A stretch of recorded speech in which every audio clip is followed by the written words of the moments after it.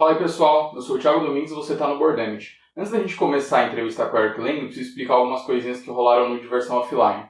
Como foi o primeiro evento que eu cobri, eu ainda tenho um equipamento um pouquinho precário, não é todo o equipamento que eu queria, eu acabei tendo alguns problemas. Entre esses problemas foi justamente com a entrevista do Eric Lang.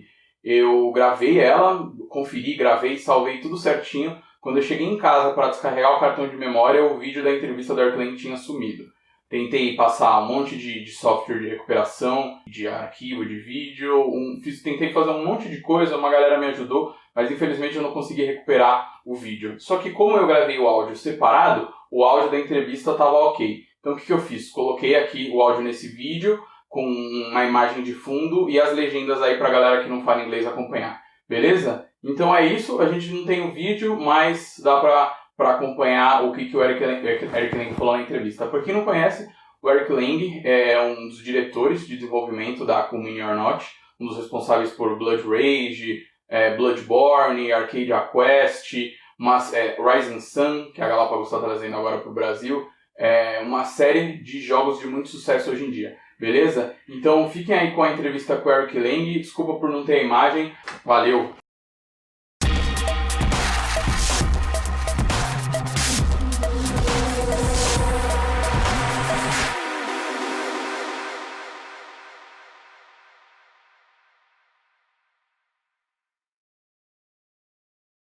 No, I didn't. Not today. Today was a very busy schedule. I was doing doing talks and interviews and very, very concentrated stuff. Tomorrow, I'm going to come play games. I mean, it's exactly my kind of convention. I like 2,000-3,000 people, a nice hall where there's enough. It's big enough to be an event, but it's still intimate enough to be actually spend some time with gamers.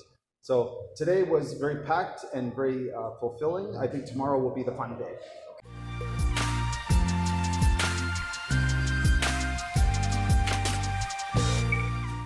Well, so I mean, of course, my experience is all with mostly karaoke's actually, and so yeah, they are. It's interesting. They're simultaneously really passionate and fiery and also a little bit lazy, so lazy not in they're you don't work, but lazy in the they want things to be easy for players, which is really essential. When we make games, we don't want players to do too much work. We want them to get right to the fun.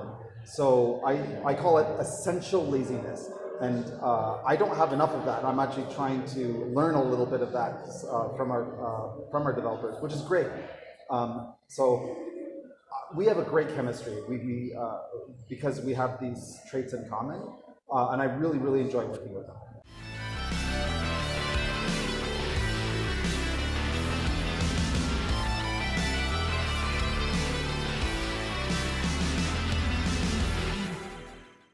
Oh, sure, yeah. So Arcadia Quest has it. I remember this very well. I started working on the game while I was working on Chaos Ball, which was the same year, or just a little bit earlier.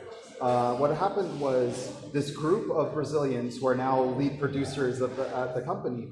They had this game that they were working on for CMON that it wasn't really working. It wasn't quite working that well at the time because they didn't have a very clear vision and they weren't given a very clear vision.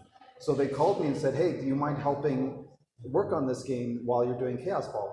I saw the art, I love the art, I love chibi style art, and I really like these guys, we worked well together. So I said, sure, let's try it. I played it and I I'm a little difficult to work with because I'm a perfectionist and I have no mercy on any game. I throw things away all the time. So I said, let's just throw the whole game away and start over, see what happens. And so basically we did a crash course in fast, rapid iteration. And my job was to come up with most of the core mechanics of the game and sort of a tone, how it was going to be, a little whimsical but serious. And the other guys, we just brainstormed together, the four of us, into how we could make that hit that tone as hard as we could on every single card. And because all four of these guys, they care so deeply about it and they fell in love with the world, we argued all the time. It was perfect. And so that was, out of that, it really felt like a band, like a music band trying to make a greatest hits record. And I think the reason that the game succeeds so well is because you can really feel the love in that box. And everybody that worked on it is so passionate about it. Even now, after God knows how many expansions, and who knows, we may be working on more, you don't even know. I think it really resonated.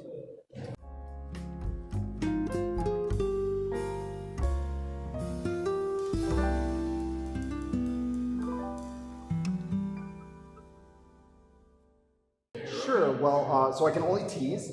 Great. I'm doing there are 2 big box games. One is going to Kickstarter this year, and one's going next year. So I'm spending a lot of time just really taking my time and really focusing and iterating. They're both very artistic games. So basically the target market is me, and I hope the market agrees. So the first game is a game that I designed with Rob Davio, who's a good friend of mine, and we've wanted to work on a game together for a long time. It's not a legacy game, absolutely not. Part of my pitch was, hey, do you want to work on a non-legacy game? And Rob said, yes, I do.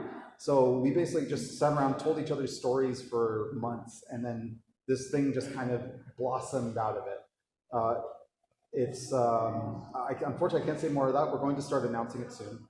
The next game is a big box game, which is a spiritual successor to Rising Sun, which nobody is surprised that I'm working on it. I've already been working on it for many months, but I'm taking my time, and I've already worked through a couple of versions of it, and it's done when it's done. I'm in no rush.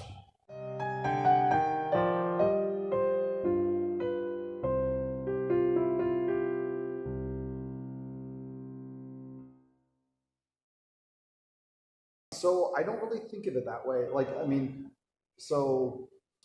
I don't really think about mechanics when I'm making a game. I spent many years studying mechanics and really studying them like an academic, right?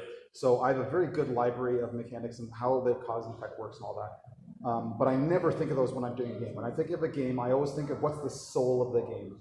Why do people care? Why does this game deserve to be on my shelf? And it's not always a theme. Sometimes it's a gimmick. Sometimes it's an argument at the table. Sometimes it's a joke, right? It doesn't matter where it comes from. But I know that it's never just, ooh, I have an idea for a mechanic. After I visualize the game and I see how it's being played, the mechanics then I go back and I'm like, all right, now how does this actually work? And I've never ever done something like, I think I'm going to make this a action selection game, plus a little bit of auction bidding. That just comes, it comes naturally. So when I think about how I want players to play something, something just comes along. And sometimes I just reinvent a mechanic that already exists, that's fine. But I never think of it in terms of, I never think of it mechanically, if that makes sense.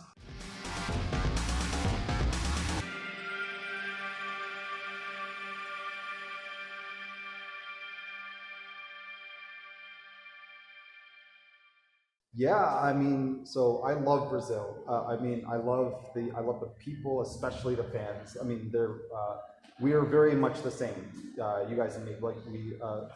You guys have a deep love for games that I've hardly seen anywhere else in the world. I'm also a big music fan, right? I love Rock in Rio. This feels like the Rock in Rio of game conventions, right? Even though it's not as big. I love that because we relate so well. I have a feeling that sometime in the future, I'm going to make a game that you guys that's going to be just perfect for you. I don't know what it is, but it's coming, and I think together we're going to make some magic. Okay, great. Thank you very much. Thank you.